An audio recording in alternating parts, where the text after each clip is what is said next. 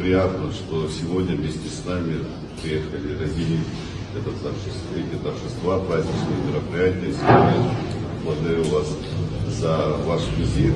Это очередной показатель того, что мы выстраиваем особый уровень взаимоотношений, союзнических, братских взаимоотношений.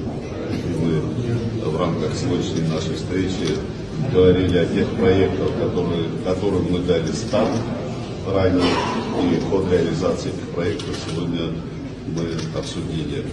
Сегодня открывали замечательную спортивную площадку, на которой будут тренироваться наши спортсмены. Вы знаете, что Абхазия всегда славилась своими спортсменами, деятелями культуры.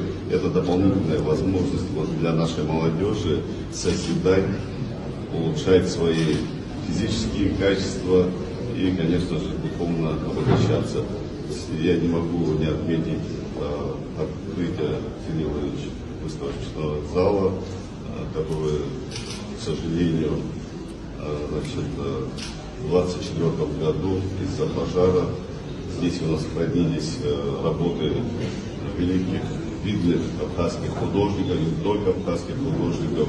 Я считаю, что потеря того фонда изобразительного искусства — это не только потеря для абхазской культуры, это потеря для мировой культуры, потому что здесь хранились шедевры.